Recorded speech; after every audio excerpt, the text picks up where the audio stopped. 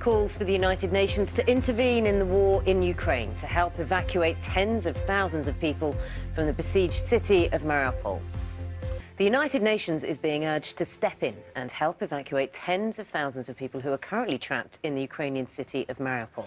The country's Deputy Prime Minister told the BBC an evacuation would only succeed with the United Nations' help.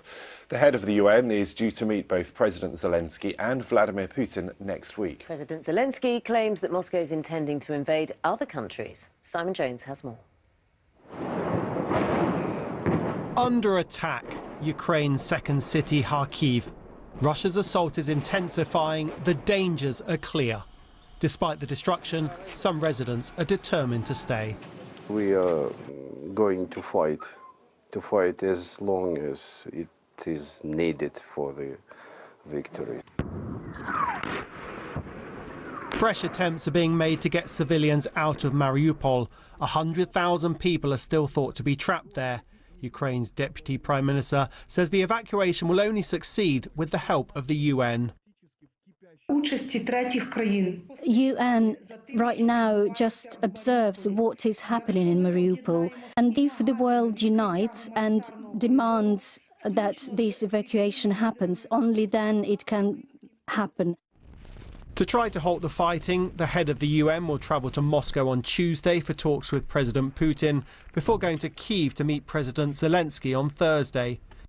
There is a mood of urgency. These satellite images are said to show a second mass grave discovered on the outskirts of Mariupol. This family, who've made it to safety, say they walked for 5 days to escape the conflict. We will never forget what happened. We cannot. But we need to keep our spirits up and raise our children.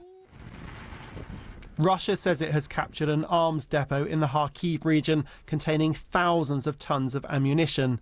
The UK says it's considering expanding military support to Kyiv by giving Poland tanks to replace those Warsaw is sending to Ukraine. We're also looking more at what we can do to backfill in countries such as Poland, who may want to send heavier weaponry to help defend the Ukrainians. And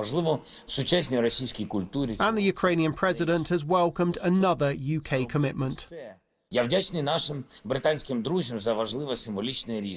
I am grateful to our British friends for the important symbolic decision announced today to return the embassy to Kyiv. The United Kingdom became the 21st country to return a diplomatic mission to our capital. And this shows that we're not the only ones who believe in the victory of life over death.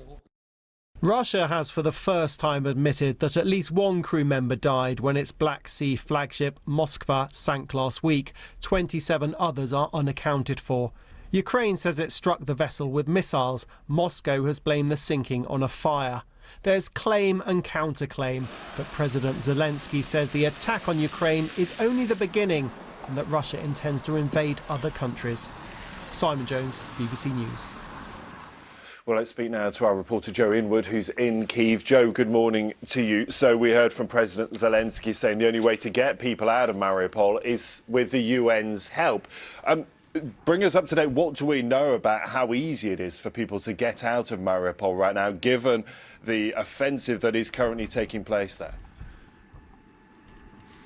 Well, not easy at all. There's two categories of citizens trapped there. There are people who are in the city, in the wider city. We think tens of thousands of people there. And there are people who are stuck in the Azovstal steel plant. That's a much smaller number. For them, it's going to be virtually impossible. Vladimir Putin has said he wants the plant hermetically sealed, so even a fly couldn't get out. What we're talking about in terms of these larger numbers are people who are in the wider city. Now, those comments about the United Nations involvement, they came from the Deputy Prime Minister, Irina Verchuk, in an interview with the BBC yesterday, saying only the UN could get people out.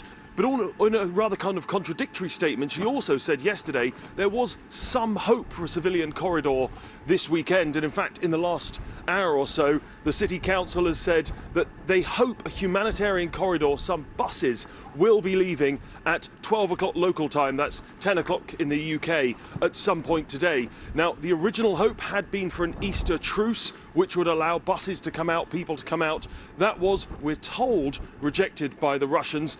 But the fact that there is some hope, some possibility of a humanitarian corridor suggests there could have been a minor breakthrough, although, as ever, with humanitarian corridors, with talk of compromise between these two warring sides, we have to take that with a very large pinch of salt. Yes, absolutely. Joe, for now, thanks so much. Joe Inwood there in Kyiv. Well, just a reminder of our top story here on BBC News. The United Nations has described the war in Ukraine as a horror story of violations against its citizens. The UN Secretary-General plans to travel to Moscow next week. Now, the Daily Mail, Boris said, "Boris, I'll send in our tanks." That's the headline on the front page. The paper reports that the British Army is expected to send tanks to Poland, so Warsaw can give some of theirs to Ukraine. Supermarkets across the UK are limiting how much cooking oil customers are able to buy as supplies are hit by the war in Ukraine. Tesco is allowing 3 items per customer. Waitrose, Morrison's have limited shoppers to 2 items each. The British Retail Consortium says the restrictions are a temporary measure to ensure availability for everyone.